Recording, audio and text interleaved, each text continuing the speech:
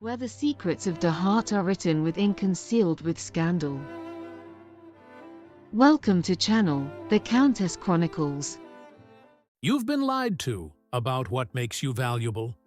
Society's been selling you this poison wrapped in pretty packaging, telling you that if you're not the prettiest, the most charming, the most socially desirable, then you're somehow less than, destined to watch from the sidelines while others live the life you wanted.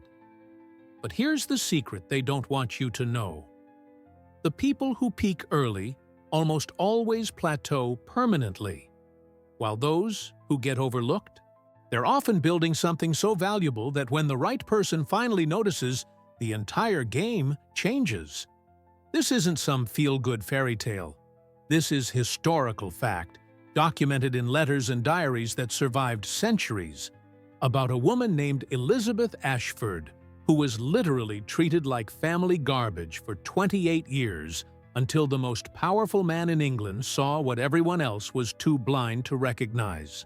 Let me hit you with something controversial that's going to make some people uncomfortable. Being chosen last isn't always a curse. Sometimes it's protection from making the wrong choice too early. While Elizabeth's three gorgeous sisters were racing to marry well, securing handsome nobles and grand estates before age 22, they were actually locking themselves into lives of decorative imprisonment. Think about it. They won the game everyone said mattered, got the validation society promised would fulfill them, and ended up trapped in marriages where they were expensive furniture in someone else's house. Meanwhile, Elizabeth, mocked, pitied, literally hidden from guests because she embarrassed her family, was spending those lost years accumulating something that would prove infinitely more valuable than a pretty face: substance. The mystery isn't why she succeeded. It's why we're still telling women that racing to be chosen by anyone is better than preparing to be chosen by the right one. Here's the forbidden truth that'll completely flip your understanding of value. The Duke of Rothshire could have married literally anyone. Princesses, heiresses, women so beautiful that men fought duels over them. He rejected 30-plus proposals from families desperate to secure his favor, turned down alliances that would have made sense politically, financially, strategically. Why? Because his first wife, gorgeous, charming, perfect by society's standards, died in political intrigue she never saw coming because nobody had bothered teaching her to think, only to look beautiful.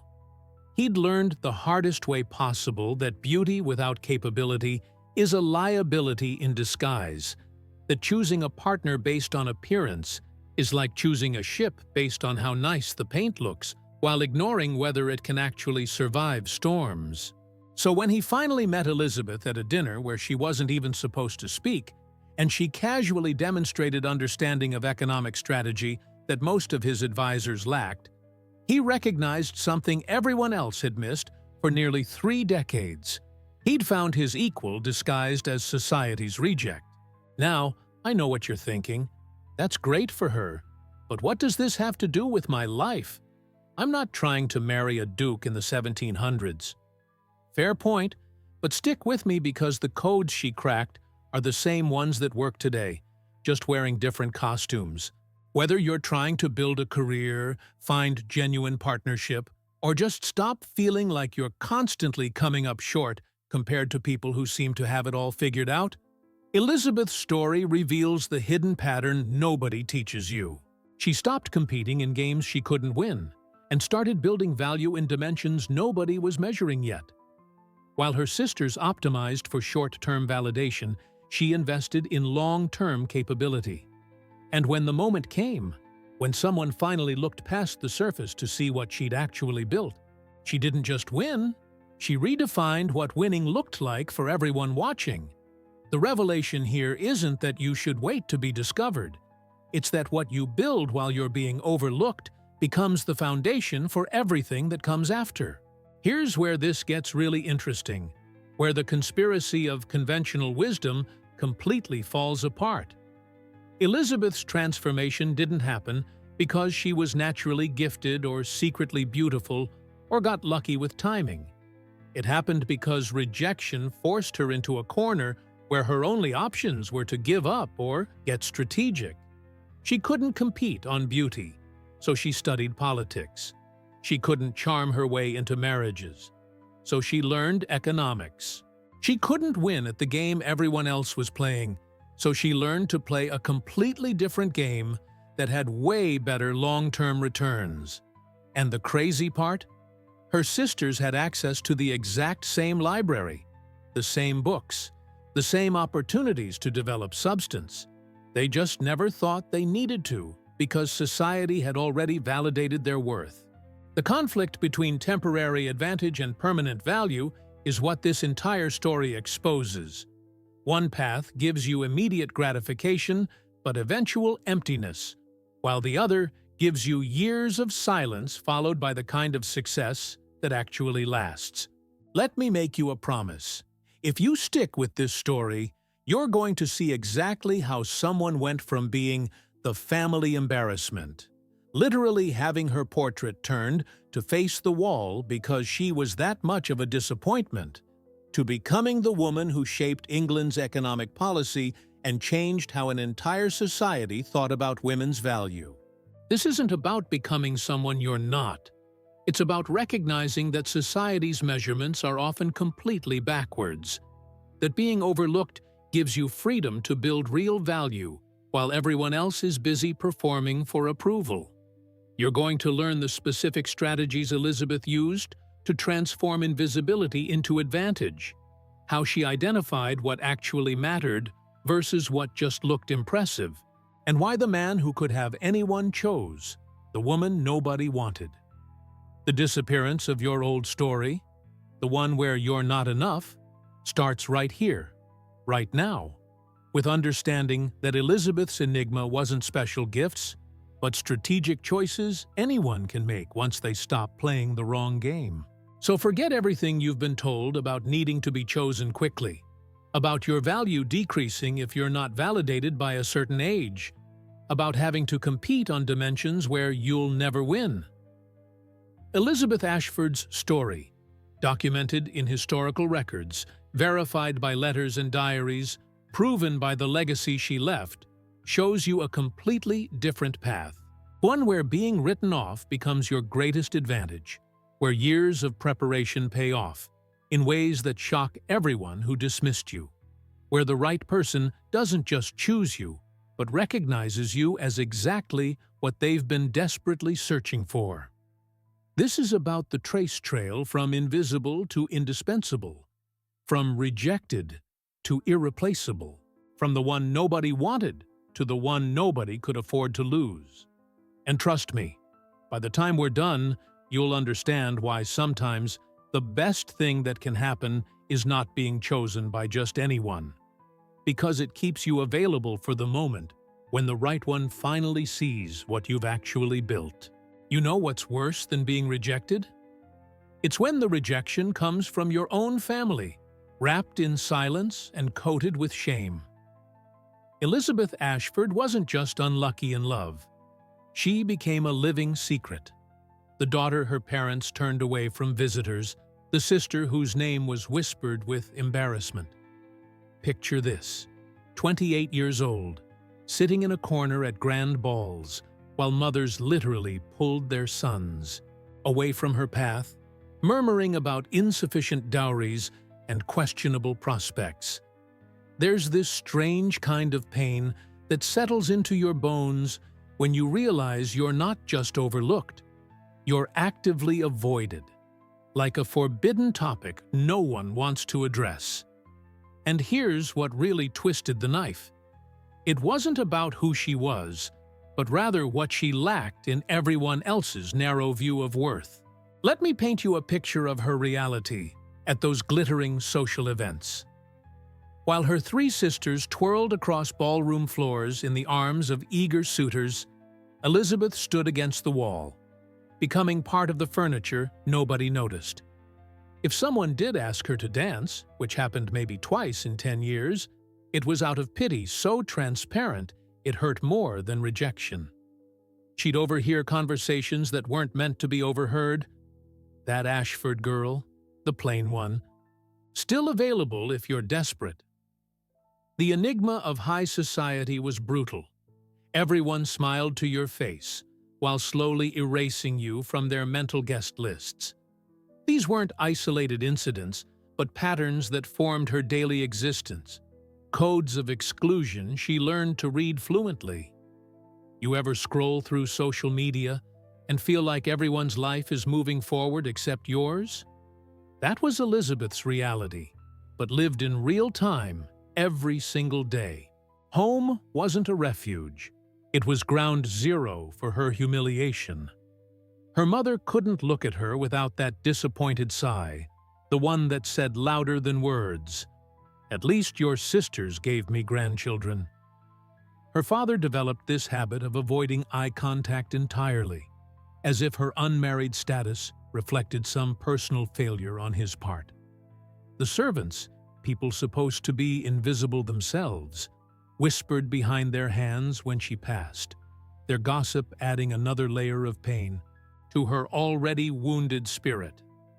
There's this trace of humanity that gets chipped away when even those below your social station find you worthy of mockery. The conspiracy of her inadequacy seemed universally acknowledged by everyone in that grand house. What made it unbearable wasn't the lack of love. It was the presence of comparison, constantly measuring her against sisters who'd succeeded at the one thing women were meant to do. The conflict between Elizabeth's reality and her family's expectations created a chasm nobody bothered to bridge. Her married friends stopped inviting her to gatherings.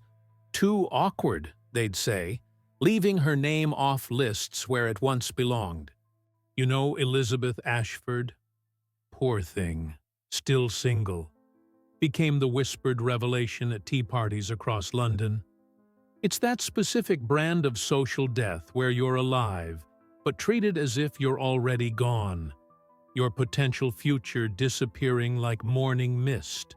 Think about how it feels when everyone's celebrating milestones, engagements, babies, promotions, and you're perpetually stuck at the same checkpoint, watching life happen to everyone but you. That was her prison, built not with bars, but with silent judgments and turned backs. The hidden truth nobody wanted to acknowledge was that they'd collectively decided she had no value. And once society decides that about you, the verdict sticks like tar. Here's a detail that'll punch you right in the gut. There was this beautiful family portrait in the main hall, showing all 4 Ashford daughters in their prime. Over time, as her sisters married off to respectable families, that portrait got turned face to the wall. Not removed, that would have been honest. No, they turned it around, hiding it like a shameful secret the family couldn't quite bring themselves to destroy, but definitely didn't want to display. Lady Ashford explained it to a visiting duchess. No point reminding guests of our disappointment. Imagine being such an embarrassment that your own image becomes something to hide. The psychological weight of that single act probably did more damage than 1,000 cruel words could have managed. It wasn't just rejection, it was erasure, the systematic removal of her from the family narrative. But there's something people don't understand about rejection. It either breaks you completely or forces you into a transformation nobody sees coming. Elizabeth could have withered away, could have accepted society's verdict as final truth. Instead, something shifted inside her. Not immediately, not dramatically, but slowly, like a river changing course. She started asking herself dangerous questions. If beauty was the only currency that mattered, and she was declared bankrupt in that regard, what other forms of wealth could she accumulate? If the silence of social events would always be her companion, could she fill that silence with something more valuable than small talk?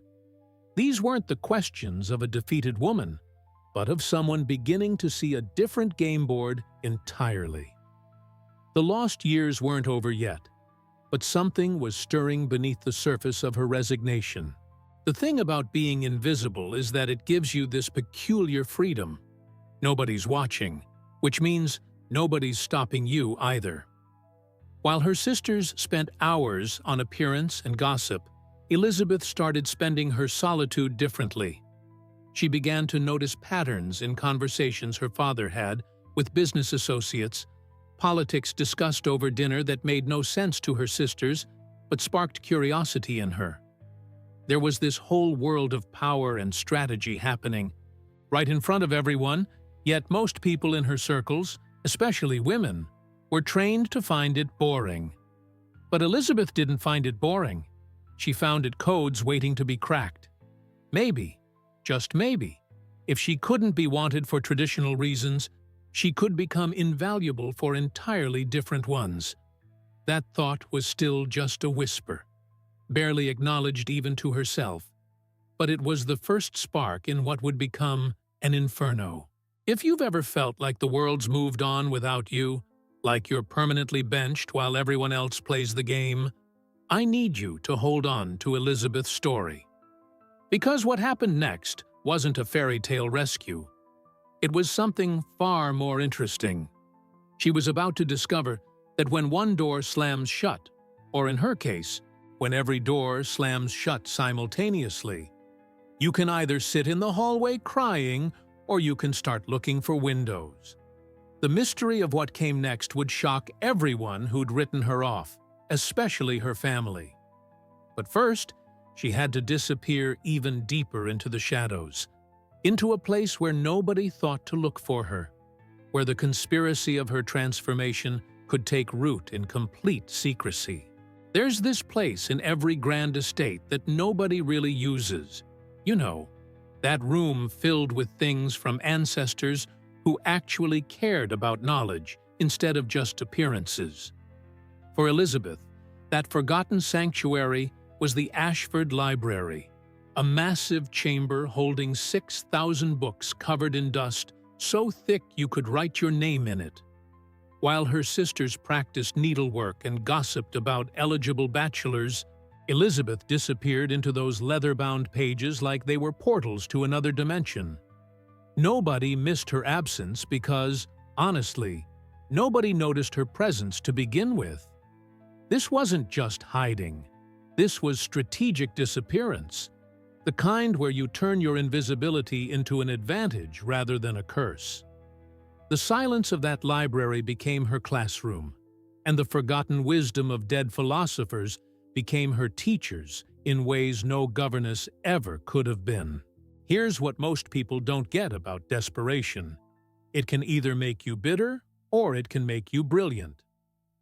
Elizabeth chose the latter, but not in some obvious, dramatic way. She started with books on international politics, boring stuff that made her sisters yawn at dinner conversations, and discovered she had this weird talent for understanding how nations played chess with each other. She'd read about trade treaties between England and France, about maritime routes that controlled empires, about the codes of diplomacy that determined which kingdoms rose and which fell.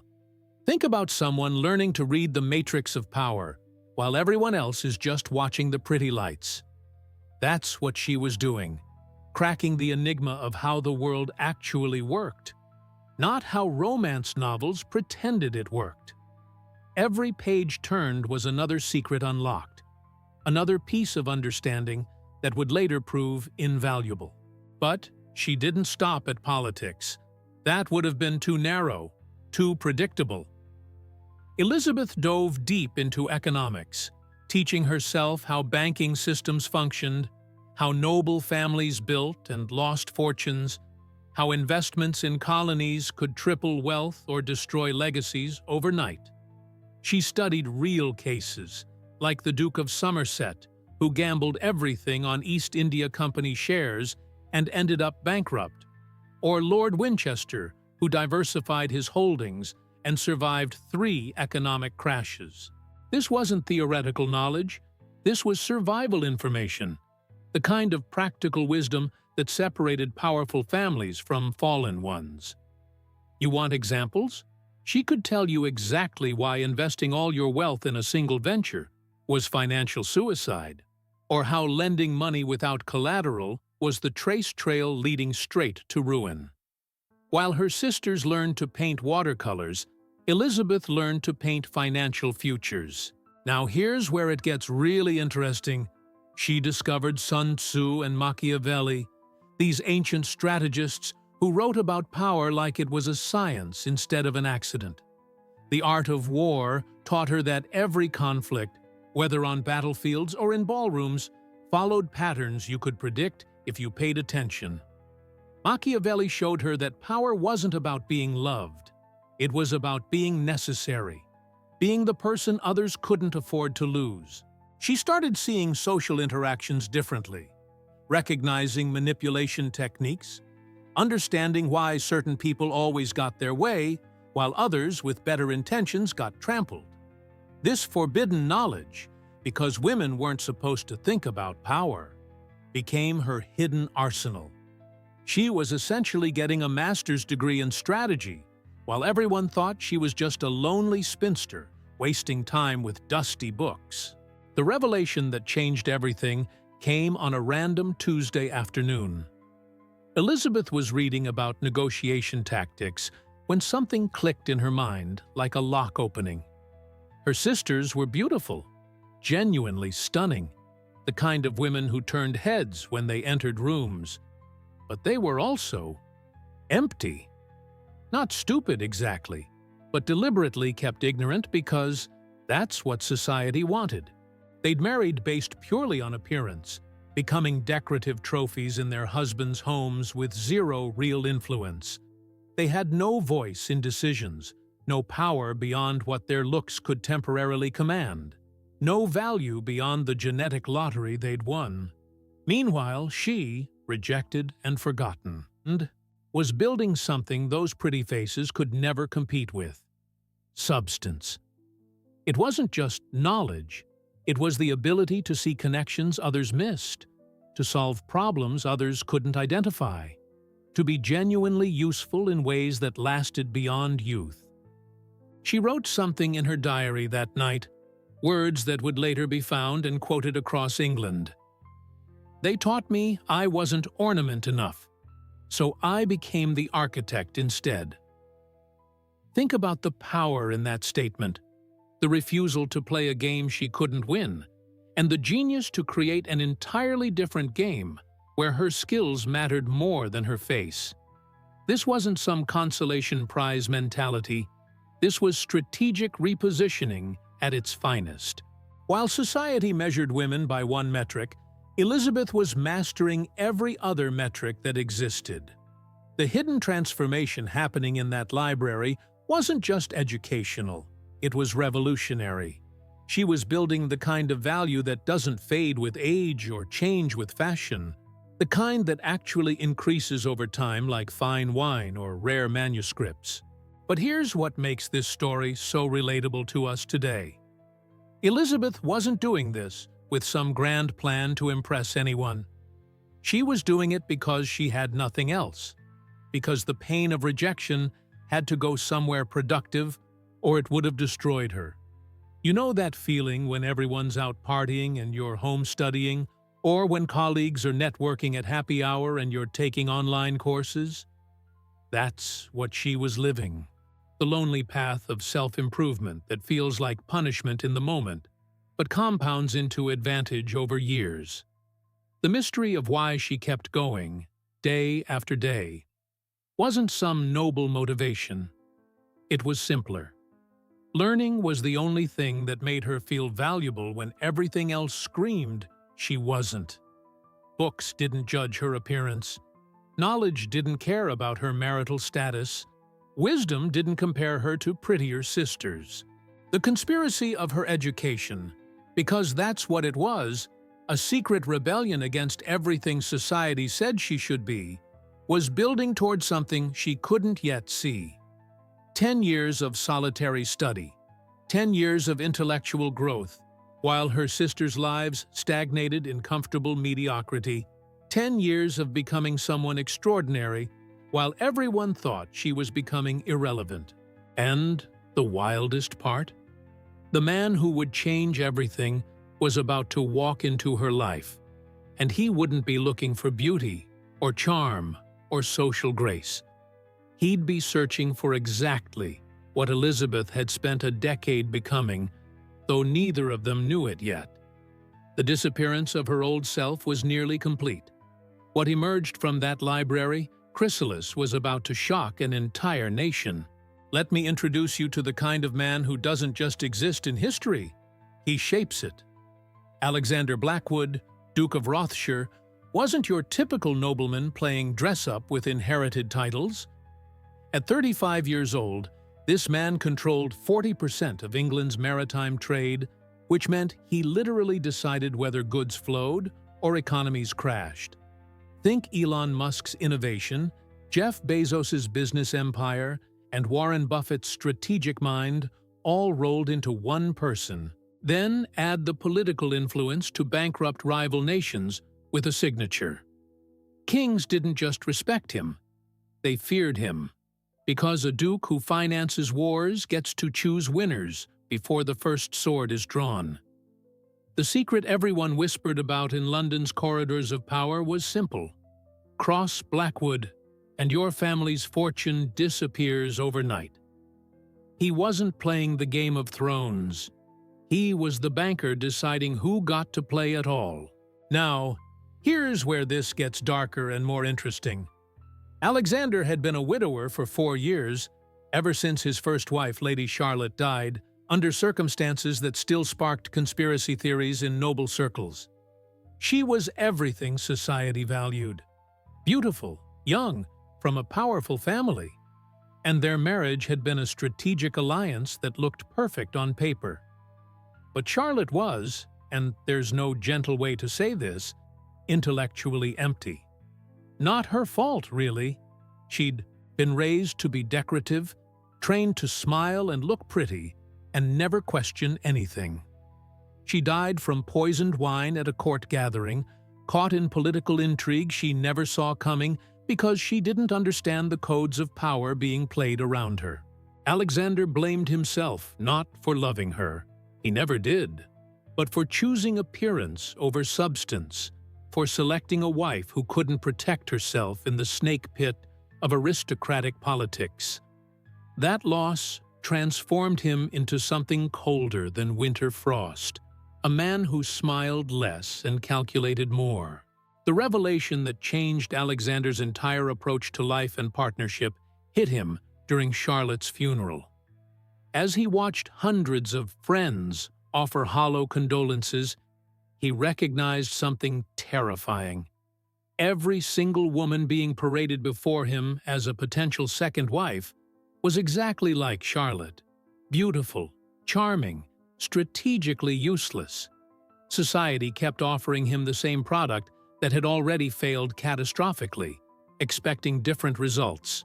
It's like watching someone try to fix a structural problem with prettier wallpaper. He realized that beauty in his world wasn't just irrelevant, it was actively dangerous, a target painted on someone's back that attracted predators and manipulation.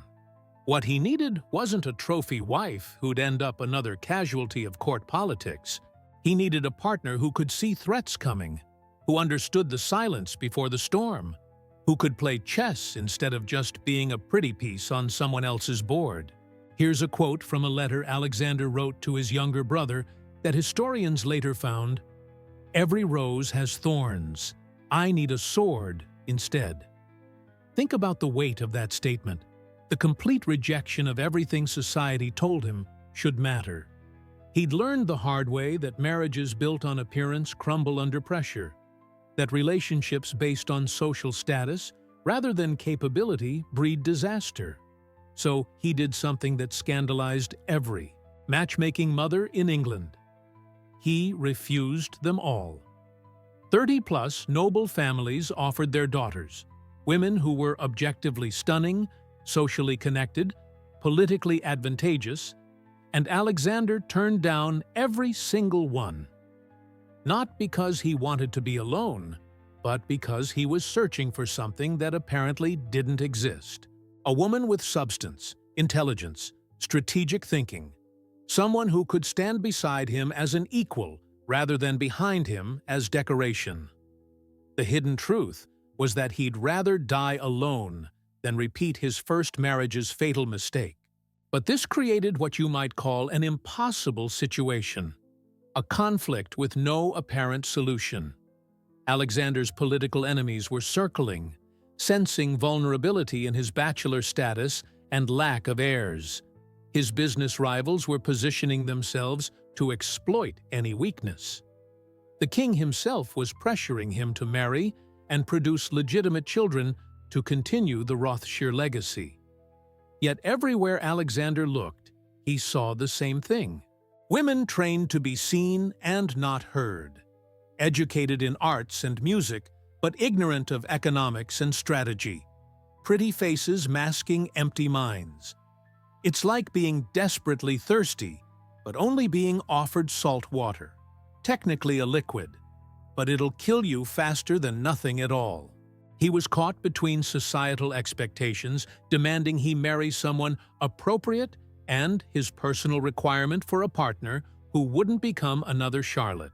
Another beautiful casualty of games she couldn't comprehend. The enigma seemed unsolvable.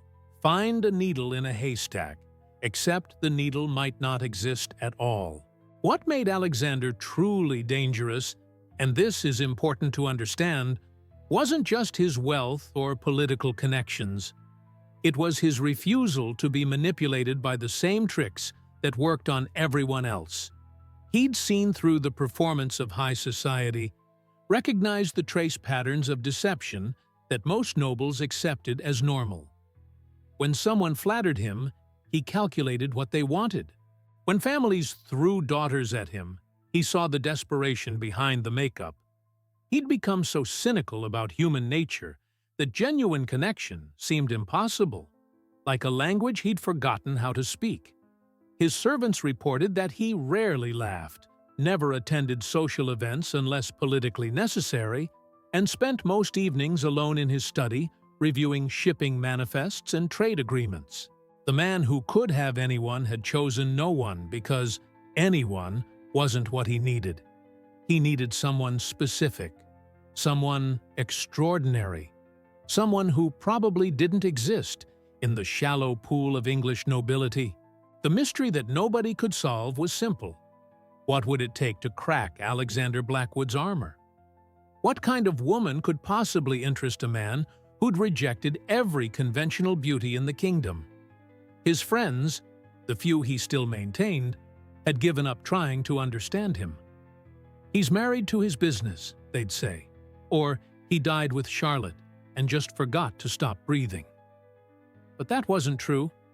Alexander wasn't dead inside. He was waiting, though he didn't know for what. He'd resigned himself to a future of strategic partnerships and political marriages that would feel like business contracts, never expecting that lightning might actually strike. The disappearance of his hope for genuine partnership was so complete that when the universe finally delivered exactly what he needed, he almost didn't recognize it.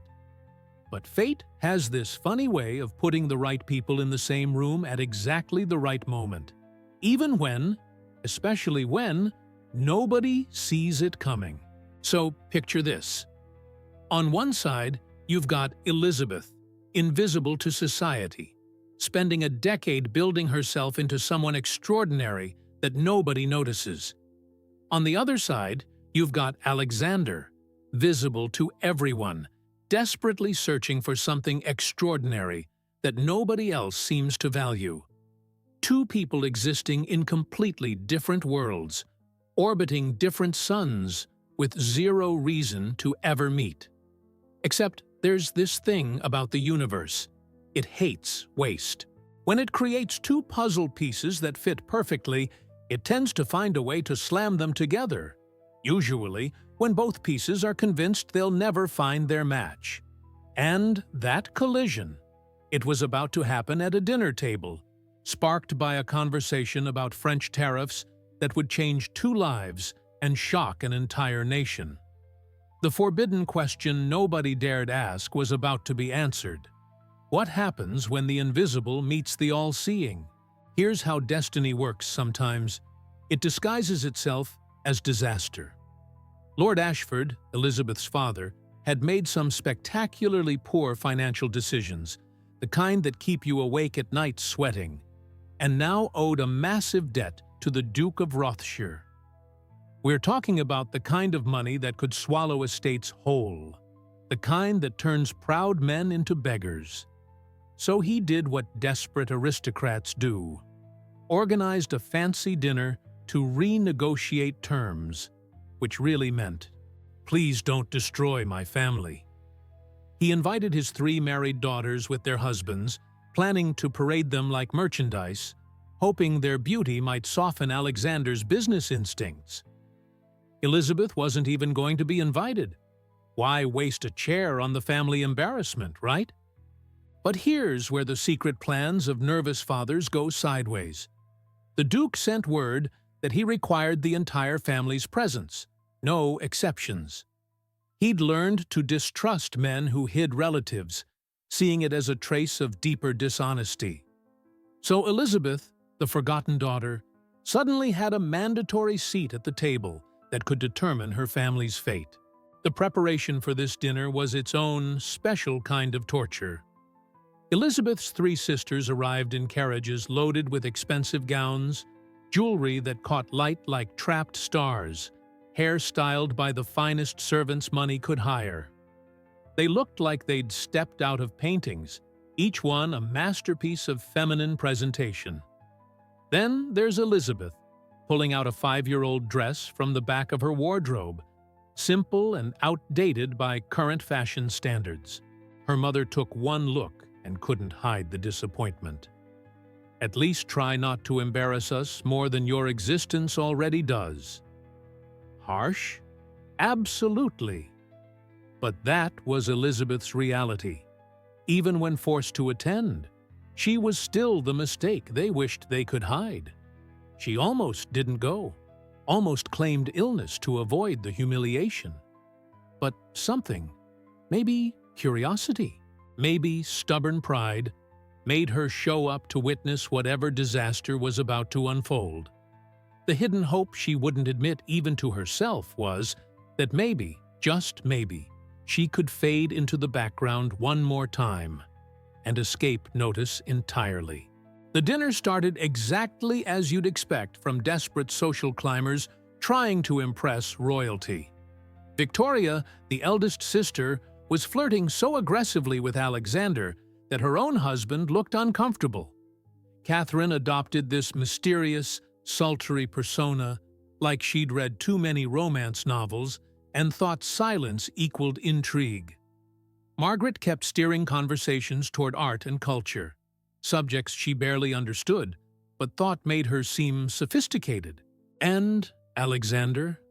His face was pure stone, the expression of a man who'd sat through this performance 1,000 times and was thoroughly unimpressed. You know that feeling when you're in a meeting and everyone's trying way too hard, and you can feel the second-hand embarrassment radiating through the room. That was this dinner table. A conspiracy of desperation so thick you could cut it with a knife. Meanwhile, Elizabeth had positioned herself at the far end of the table, eating quietly, studying her plate like it contained the mysteries of the universe, hoping invisibility would work its magic one more time. But here's where Lord Ashford made his critical error, or depending on how you look at it, his moment of accidental genius. To appear properly courteous, he seated the Duke next to Elizabeth, figuring at least she won't annoy him with inane chatter like the others. He was right about that, but wildly wrong about what would happen instead. See, Alexander had spent the first hour of dinner enduring shallow conversation, obvious manipulation, and intellectual vacancy so profound it was almost impressive. Then he found himself next to this quiet woman, who seemed more interested in disappearing than being noticed, and there was something different about her. Not her appearance, Society had already judged that, and found it wanting. But there was this quality of attentive silence, like she was actually listening and thinking, rather than just waiting for her turn to perform. When Lord Ashford started bloviating about French trade tariffs, trying to sound knowledgeable and failing miserably, Alexander corrected him with the patience of someone explaining basics to a child. And that's when everything changed, when the mystery of Elizabeth Ashford began to unravel in the most unexpected way. Lord Ashford, too proud to accept correction, insisted he was right about the tariffs being merely French provocation. And Elizabeth, who'd spent 10 years studying exactly this kind of economic warfare, murmured something under her breath without thinking. Just 3 words, barely audible. "It's retaliation, actually." The table went silent, like someone had sucked all the air out of the room. Every head turned toward her, faces ranging from horrified to furious. Her mother's whispered, "Elizabeth, shut up," was loud enough for everyone to hear. But Alexander did something he rarely did anymore. He turned his full attention on someone, really looked at them instead of through them, and said in a voice that could freeze blood, "Continue." That single word carried the weight of absolute authority, the kind of command that makes generals nervous and politicians sweat. Elizabeth was visibly trembling, knowing she'd just committed social suicide, but she couldn't back down now. The codes of engagement had shifted, and she was either about to bury herself or reveal something nobody expected. I read that England blocked French wine exports last year," Elizabeth said, her voice shaky but her facts solid. "So it makes sense that France would retaliate with tariffs on English wool. It's not personal or provocative. It's economic chess. They're forcing a negotiation by applying pressure where we're vulnerable." The silence somehow got heavier, like the room itself was holding its breath. And then Alexander did something witnesses would talk about for years. He smiled. Not a polite social smile, but a genuine expression of surprise and recognition. The kind you make when you find something you'd stopped believing existed. "Economic chess," he repeated, turning his entire body toward Elizabeth and effectively dismissing everyone else at the table. "Interesting phrasing. Tell me, Lady Elizabeth, what have you read about the colonial trade routes to India?" And just like that, the dinner everyone planned became irrelevant. For the next 2 hours, while her family watched in stunned silence, Elizabeth and Alexander talked. Really talked. About commerce, strategy, political theory, books they'd both read, ideas that mattered. The forbidden act of a woman demonstrating intelligence wasn't just accepted. It was celebrated by the one man whose opinion could rewrite social rules. Here's what nobody at that table understood except Alexander. He'd just found what he'd been searching for, but thought didn't exist. Someone who could engage with his world, who understood the complexities he dealt with daily, who could be a partner instead of an accessory. He barely touched his food, too focused on testing Elizabeth's knowledge, which she passed with flying colors, discussing everything from maritime law to agricultural economics. The servants later reported that they'd never seen the Duke so animated, so present, so alive. And when the dinner finally ended, when Alexander stood to leave, he did something that detonated like a bomb in that dining room. He forgave Lord Ashford's entire debt, just erased it, then requested permission to return the next day to continue his conversation with Elizabeth. The revelation that the family embarrassment had just saved them from financial ruin while simultaneously attracting the kingdom's most eligible bachelor? That was too much for anyone to process. Victoria literally dropped her wine glass. The mother grabbed her chest. The father's mouth hung open. And Elizabeth? She just sat there in shock, tears building, unable to believe that someone had finally seen her. really seen her for exactly who she'd become in that library of forgotten books. The disappearance of her old invisible life had just ended in the most dramatic way possible. And nobody, least of all Elizabeth, knew what would happen next. The morning after that dinner, the Ashford household erupted into chaos that would have been comedic if it weren't so brutal. Victoria was screaming at the top of her lungs. "What did you do? He was looking at me until you opened your mouth," while pacing like a caged animal who'd just watched her prey escape. Margaret kept muttering about how Elizabeth had stolen attention that rightfully belonged to women who actually put effort into their appearance. Catherine just stared with this mix of confusion and rage, unable to process how the family failure had somehow won a game she didn't even know was being played. Their mother was having what can only be described as an identity crisis, caught between fury that her least favorite daughter had succeeded and desperate calculation about what this meant for the family's social standing. The conspiracy they'd all participated in, treating Elizabeth like she didn't matter, had just blown up in their faces spectacularly. Meanwhile, their father, the only one with functioning brain cells in that moment, kept shouting for everyone to shut up because maybe, just maybe, they shouldn't alienate the daughter who'd just saved them from bankruptcy and caught a duke's attention. But Elizabeth, she'd locked herself in her room and was having a complete emotional breakdown. Not from sadness this time, from the overwhelming weight of being seen after a decade of invisibility. She couldn't stop crying, couldn't process what had happened, couldn't believe that someone like Alexander Blackwood had looked at her and found value instead of disappointment. There's this thing that happens when you've accepted your place at the bottom of the social hierarchy for so long that any sudden elevation feels like vertigo, like the ground disappeared and you're falling upward with nothing to grab onto. She kept replaying the dinner in her mind, searching for the moment where she'd made a mistake, convinced this had to be some cruel joke or misunderstanding. The secret fear gnawing at her heart whispered that he'd realize his error tomorrow, that the morning light would reveal she wasn't worth his time after all. 10 years of rejection don't disappear with one good conversation.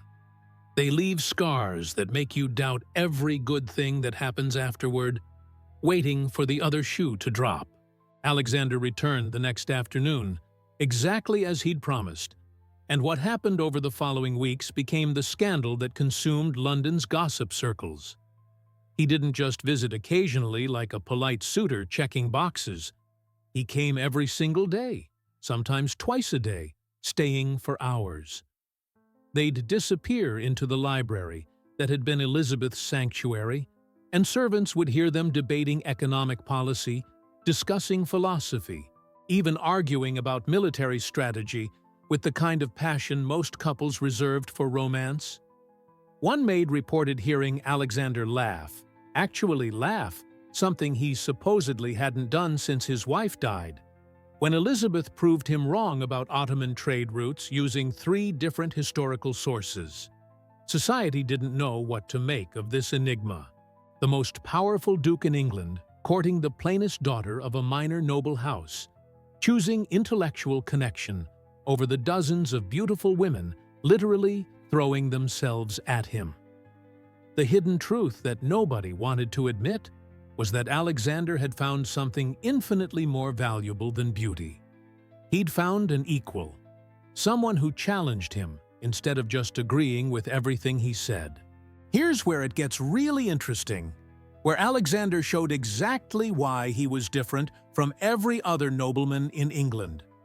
During one of their library sessions about 3 weeks into this courtship, Elizabeth made a comment about his shipping investments in the Caribbean being strategically short-sighted given the colonial tensions.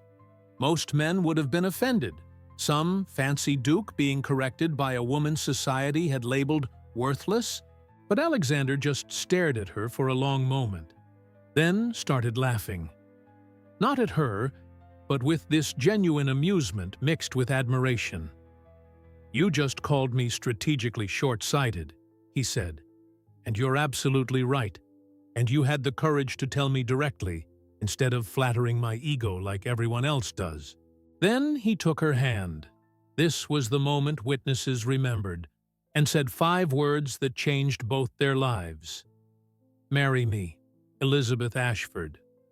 Just like that, no elaborate proposal, no romantic setup, just a direct question from a man who'd finally found what he'd stopped believing existed. The revelation wasn't that he was proposing. It was the why behind it that made this unprecedented. Elizabeth's response is what makes this story so beautifully human and real. She started crying, again because apparently that's what happens when your entire world shifts, and said something that would be quoted in drawing rooms for generations. "You know people will say you're insane, that I've bewitched you somehow, that you could have anyone better." Think about the vulnerability in that statement. The years of damage showing through, the inability to believe someone could genuinely choose her. And Alexander's response? He didn't try to convince her she was beautiful or special in conventional ways. Instead, he said, "Let them talk. People who measure worth by appearance will never understand decisions based on substance. I don't need decorative. I need indispensable. And you, Elizabeth, are the only woman in England who could stand beside me as an actual partner rather than an ornament collecting dust." That's when she said yes, not because he was a duke with unimaginable power and wealth, but because he saw her, really saw the person she'd built herself into during those silence years in the library when everyone else looked away. The announcement of their engagement hit London society like a cannon blast through a cathedral window. Newspapers ran headlines like "Duke of Rothshire's Mysterious Choice" and "The Nobody Who Captured England's Most Eligible Bachelor." Drawing rooms exploded with theories. She must have used witchcraft. He must have gone mad with grief. There must be some hidden scandal or blackmail involved. The conspiracy theories got wild because people literally could not comprehend that a man of Alexander's status would choose substance over surface, brains over beauty, capability over compliance.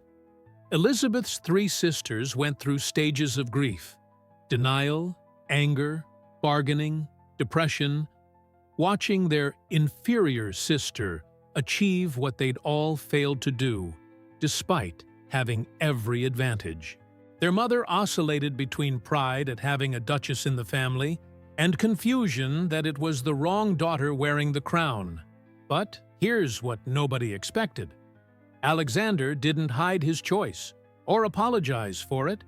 He doubled down publicly and repeatedly, making it crystal clear that Elizabeth wasn't some consolation prize, but exactly what he'd been searching for all along. The real test came at their first public appearance together at a royal ball. Everyone was watching, waiting to see if the Duke would show embarrassment or if Elizabeth would crumble under scrutiny. Instead, they walked in together. Elizabeth in a simple but elegant gown that didn't try to compete with the overdressed peacocks around her. And Alexander introduced her not just as his fiancée, but as his most trusted advisor. That phrase, trusted advisor, was a bomb dropped in a room full of people who thought women existed only for decoration and childbearing. During dinner, when the king himself asked Alexander about trade negotiations with Spain, the Duke turned to Elizabeth and asked her opinion, in front of everyone, treating her knowledge as valuable, her voice as worth hearing. The forbidden act of a man publicly valuing a woman's intelligence over her appearance was so radical it left people speechless. And you know what the craziest part was? Elizabeth didn't disappoint. She offered insights that impressed even the king, proving that Alexander's faith in her wasn't blind love but strategic recognition of genuine capability. The mystery of their relationship stopped being "why her?" and started becoming, how did everyone else miss this? The disappearance of the old Elizabeth was complete. Standing in her place was someone who'd always existed, but had finally been given permission to be visible. The Ashford family's reaction to the official engagement announcement was nothing short of spectacular self-destruction. Lady Ashford, Elizabeth's mother, actually had the audacity to pull Alexander aside and suggest he reconsider. Choose Victoria instead. She's beautiful. She's charming. Everyone adores her. The woman was literally trying to substitute daughters like they were interchangeable products on a store shelf. Margaret chimed in with, "I have better posture and more refined manners," while Catherine just kept batting her eyelashes desperately. It was pathetic, really, watching them scramble to undo what they'd created through years of cruelty and neglect. But Alexander's response? Ice cold. The kind of controlled fury that's more terrifying than screaming. "I've already chosen," he said, with a voice that could cut glass. "And my decision is not up for negotiation, reconsideration, or family committee vote." The secret they were all desperately trying to ignore was blazingly obvious. They'd had Elizabeth for 28 years and treated her like garbage. And now they wanted credit for producing the woman someone actually valued. The conspiracy of their sudden interest in her welfare was transparent and disgusting. Then came the moment that would be quoted in memoirs and history books for the next century. Lady Ashford, losing all composure and common sense, blurted out, "But she's common, without any special beauty. The wedding guests will laugh. What a waste of a ducal marriage." The silence that followed was so heavy, you could feel it pressing against your chest. Alexander stood up slowly, and everyone in that room instinctively took a step back because they recognized danger when they saw it. His voice, when he finally spoke, carried the weight of absolute judgment. "Madam, you had 28 years with the diamond and treated it like common gravel because you lacked the expertise to recognize its value. That's not the diamond's failure. That's your fundamental incompetence as an evaluator." He let that sink in for a moment, watching Lady Ashford's face cycle through shock, shame, and rage. The trace of their years of cruelty was right there in the room, undeniable. And Alexander was holding up a mirror, forcing them to see their own ugliness reflected back. But he wasn't done, not even close. Alexander continued with the kind of precision that comes from understanding exactly where to strike for maximum impact. "I don't need decoration gathering dust on shelves, madam. I need a queen capable of ruling beside me. Not behind, not in front, but as an equal partner. Your daughter Elizabeth, the one you hid from guests and turned portraits away from, is the only woman in all of England with the intelligence, courage, and capability to stand at my side in the world I navigate daily." Each word was a nail in the coffin of their years of judgment, a revelation of how catastrophically wrong they'd been. He looked at each sister individually, these women who'd mocked Elizabeth for years, and said something that must have burned like acid. Beauty fades by 30. Intelligence compounds forever. I chose the appreciating asset, while you all settled for depreciating ones. Then he walked out, leaving behind a family drowning in the sudden realization that they'd thrown away gold while collecting fool's gold. And now they had to watch that gold shine in someone else's crown. The public reaction to the engagement was equally brutal and fascinating. London newspapers couldn't decide if this was a romantic story or a scandal, so they covered it as both. Headlines screamed, "Duke spurns traditional beauties for intellectual companion," and "Mystery of Rothshires' unconventional choice." Social clubs buzzed with theories. Had Elizabeth used some hidden form of manipulation? Had grief driven Alexander mad? Was this an elaborate long-term strategy nobody understood? The enigma of why England's most eligible bachelor would choose the Ashford family embarrassment over literal princesses consumed every conversation. But here's what the gossips missed while they were busy being scandalized. Alexander didn't care. He'd spent years being pressured to make the appropriate choice, and watching Charlotte die because she couldn't navigate court politics had taught him that appropriate was just another word for fatally flawed. He'd rather shock society and stay alive than please society and end up buried beside another beautiful corpse who couldn't protect herself.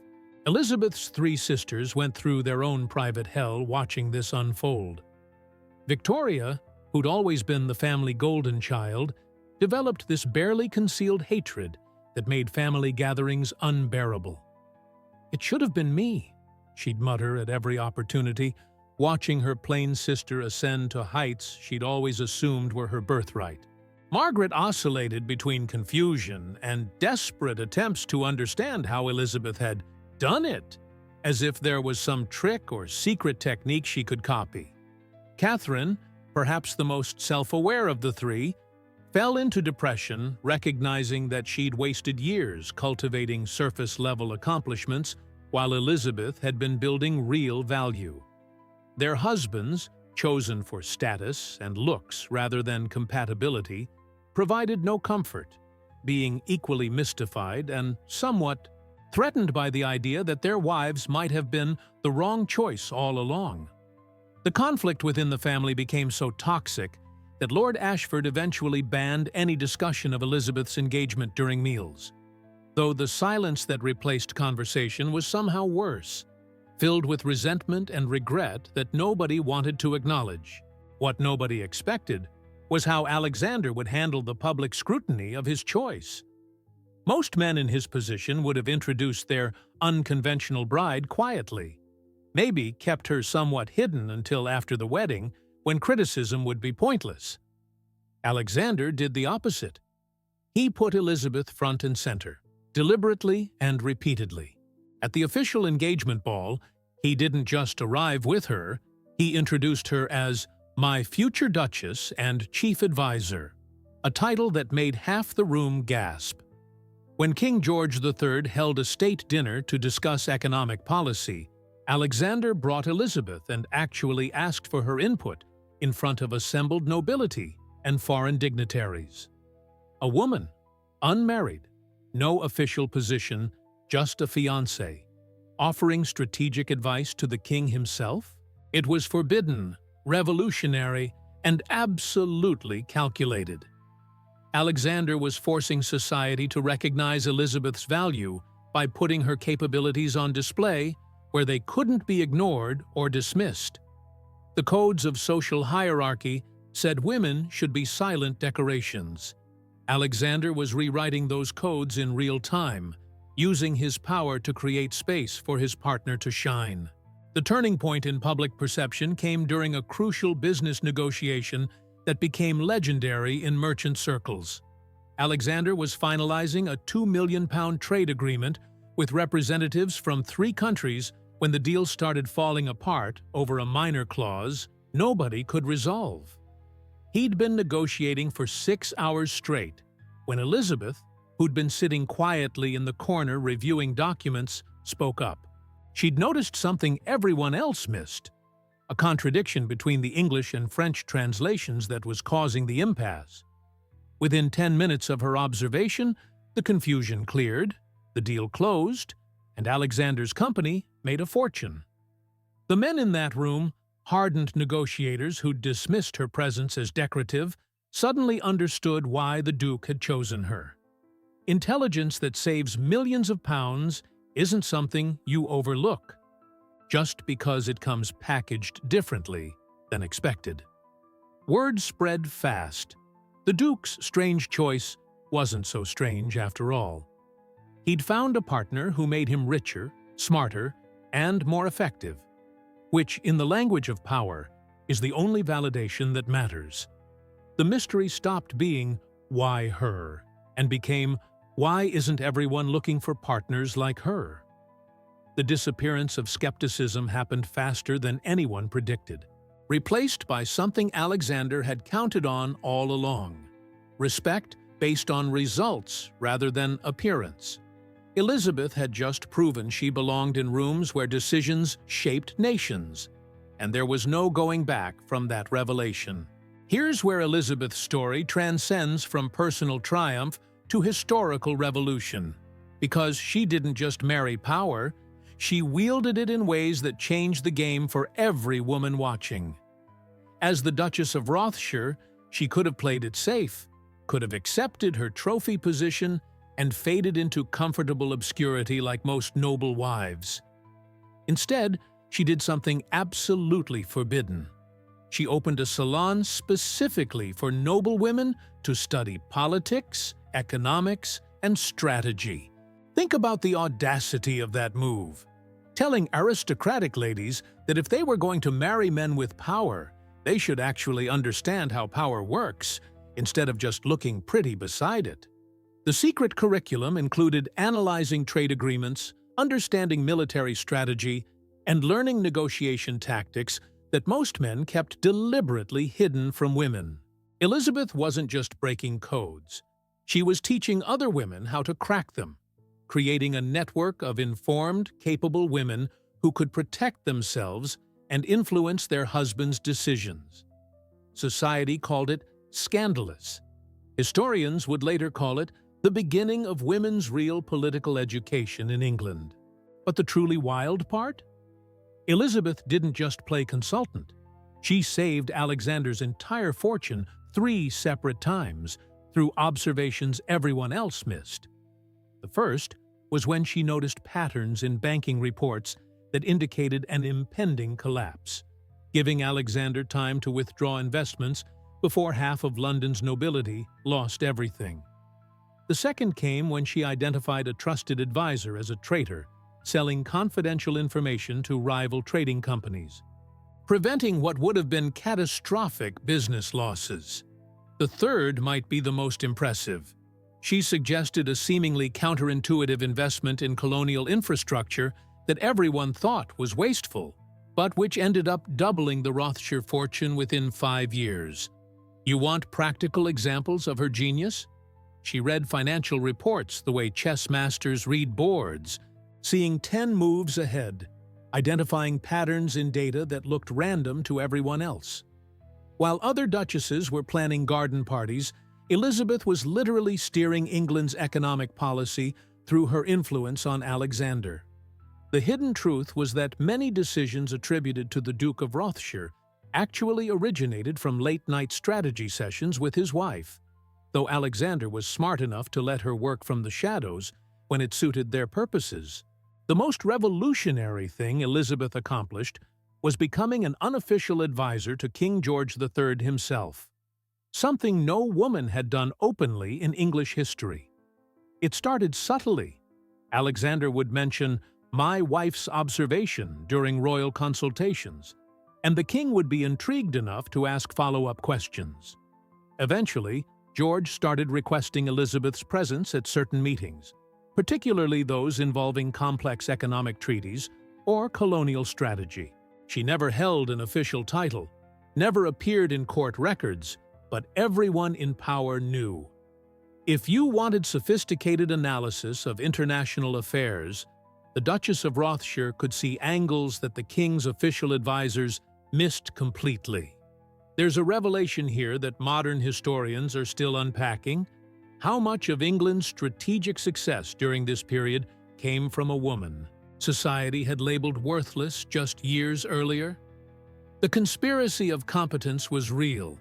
Elizabeth was running informal operations at the highest levels of government while maintaining the fiction that she was just a supportive wife who occasionally made helpful suggestions. Meanwhile, her 3 sisters were living the cautionary tale version of aristocratic life. Victoria's marriage, which had looked so perfect from the outside, had devolved into mutual contempt. Her husband openly kept mistresses while she maintained appearances at social functions, living a lie that was killing her slowly. Margaret found herself widowed after her husband died in a financial scandal, and without any real understanding of money management, she was hemorrhaging the fortune he'd left behind.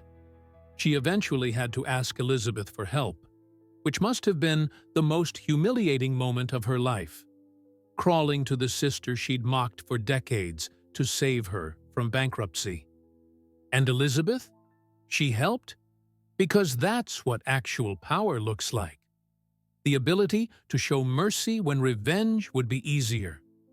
Catherine tried to imitate Elizabeth's path, suddenly developing interest in politics and economics, but without the foundation of years of serious study. She just came across as pretentious and shallow. The conflict between who they'd chosen to be and who they needed to become was tearing them apart, while Elizabeth flourished in the life she'd accidentally prepared for without knowing it. The broader impact on English society was subtle but seismic. Noble families started, quietly at first, educating their daughters differently, not because they'd suddenly become feminists, but because they'd watched Elizabeth's value appreciate while traditional beauties depreciated. Parents who'd only taught daughters to paint and play piano began hiring tutors in mathematics and political theory. It wasn't revolution, it was market correction. They'd seen what happened when you invested only in appearance, watched those investments crumble, and observed that the one woman with substance had captured the kingdom's greatest prize. The mystery wasn't complicated. Substance provided security that beauty never could. Elizabeth had proven that a woman who understood economics could save a family fortune, that political acumen could protect against court intrigue, that strategic thinking made someone indispensable rather than merely desirable. The disappearance of the old model, women as decorative assets, was beginning, replaced gradually by women as strategic partners. It would take generations to fully transform, but Elizabeth had cracked open a door that couldn't be fully closed again. 10 years into their marriage, the contrast between Elizabeth and her sisters had become almost painful to observe. Victoria was trapped in a marriage that was basically a business arrangement with shared real estate, her husband barely speaking to her except it required social functions. Her beauty, which had been her entire identity, was fading, and she had nothing else to fall back on. No skills or knowledge that would make her valuable beyond her youth. Margaret had lost almost everything to poor investments and predatory advisors who'd taken advantage of her ignorance, surviving only because Elizabeth intervened to restructure her finances. Catherine lived in constant frustration, married to a man who made important decisions without consulting her because he'd learned early on that she had nothing valuable to contribute to serious conversations. They'd all traded long-term partnership for short-term validation, chosen marriages that looked good in announcement columns but felt empty in actual practice. The secret they'd all learned too late was brutally simple. Marriages built on appearance alone become prisons when the appearance fades, while marriages built on mutual respect and capability become fortresses that strengthen over time. Elizabeth wrote something in her diary when she was 60 years old, after Alexander had passed, and she was managing the Rothschild estates alone, with the same competence she'd shown throughout their marriage. Her words would later be found and quoted across England, becoming almost prophetic. I was invisible for 28 years. Those years weren't wasted. They were invested. While my sisters learned to shine, I learned to think. While they hunted husbands, I built the woman a great man would search for. I wasn't found by accident. I was found because I'd prepared to be worth finding. Think about the wisdom in that statement. The complete rejection of victimhood, the recognition that preparation meets opportunity, the understanding that value isn't assigned by others, but built by yourself. She continued, life didn't give me beauty, so I constructed worth. And in the end, worth endures while beauty fades into forgotten portraits and old memories. That trace of her philosophy would influence generations of women who read her story and realized they'd been playing the wrong game on the wrong board. The hidden lesson was revolutionary. You don't have to accept society's initial judgment as your final verdict. You can build something they don't know how to measure yet. And when the right person finally recognizes it, everything changes. Elizabeth's legacy wasn't just her own transformation. It was proving that the transformation was possible in the first place, that the invisible could become indispensable, that the written off could rewrite the entire story. So here we are at the end of Elizabeth's story. But really, this is where your story begins. Because everything you just learned means absolutely nothing if you don't apply it to your own life. Let me ask you something that matters. What are you building right now while nobody's watching? Are you using your invisibility as an excuse to stay small? Or are you turning it into an advantage like Elizabeth did? Because here's the thing. You've got access to more resources than she ever had. She only had a dusty library with 6,000 books. You've got the entire internet, online courses, podcasts, mentors just a message away. She learned economics from outdated texts. You can study current market trends in real time. If she could transform herself from family embarrassment to the woman who influenced kings, what's your excuse for staying stuck? Think about the secret Elizabeth discovered. While everyone else was playing checkers, she learned chess. While her sisters optimized for immediate validation, she invested in permanent value. Now I need you to get honest with yourself. Are you currently chasing quick wins that feel good but don't compound? Or are you building capabilities that will matter in 5, 10, 20 years? Are you developing skills that make you indispensable?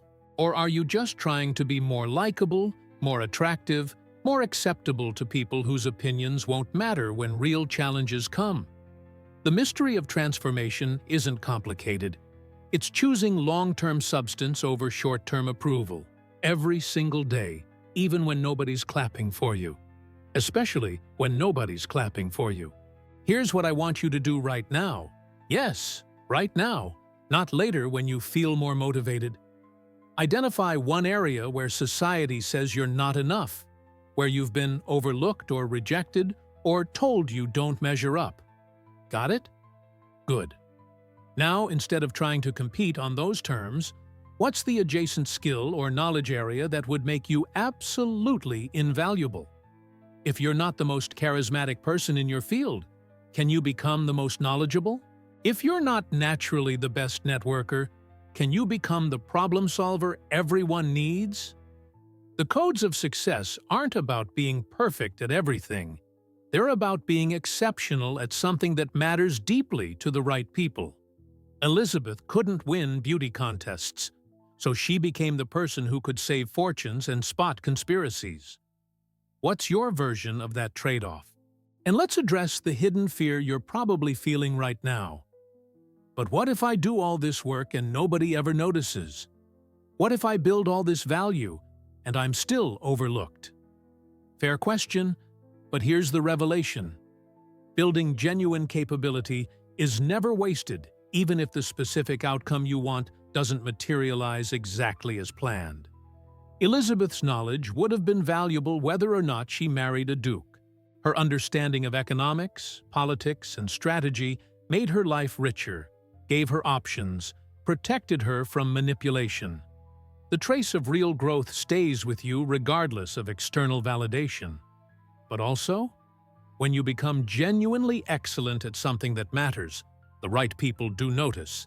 Maybe not immediately, maybe not the crowd you expected, but the people who actually value substance over surface will find you. Alexander spent years searching for what Elizabeth had built. Do you really think there aren't people in your world searching for exactly what you could become? Let me get provocative for a second. Are you going to let your life be determined by people who peaked at 22 and have been coasting on fading assets ever since? Are you going to accept the judgment of a society that measures worth by the most superficial metrics possible? Or are you going to take the Elizabeth path, the harder road that requires discipline, silence, delayed gratification, but ends with you becoming someone who doesn't need anyone's permission to know their worth? The conflict between these two paths is happening right now in your life. One path is easier today, but gets progressively harder. The other path is harder today, but gets progressively easier. Choose wisely, because you're choosing not just for today, but for the person you'll be in 10 years, looking back at this moment. I need you to understand something crucial. Elizabeth's sisters had every advantage: beauty, confidence, early success, social validation, and they still ended up trapped in empty lives because they never built anything beneath the surface.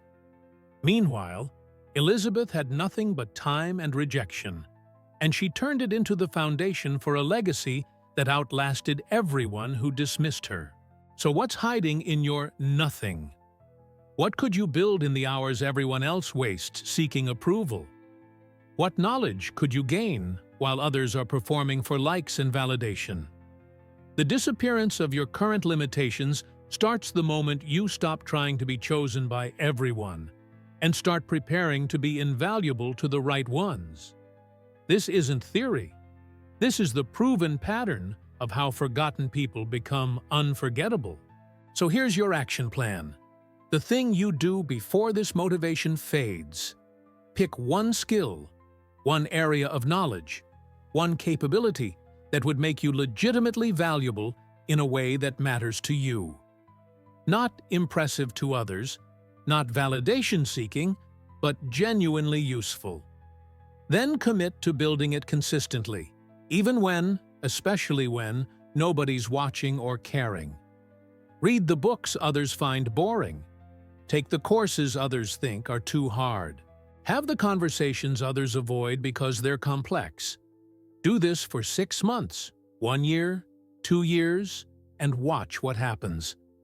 Watch how opportunities that seemed impossible suddenly become obvious. Watch how people who never noticed you suddenly can't ignore you. Watch how the relationship between effort and results completely transforms when you're building real value instead of chasing temporary approval.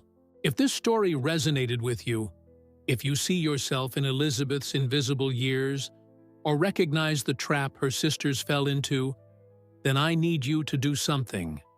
Subscribe to this channel and turn on notifications, because we're going to keep exploring these patterns, the hidden codes of how overlooked people become indispensable, how rejected becomes irreplaceable, how the last chosen becomes the only choice that matters.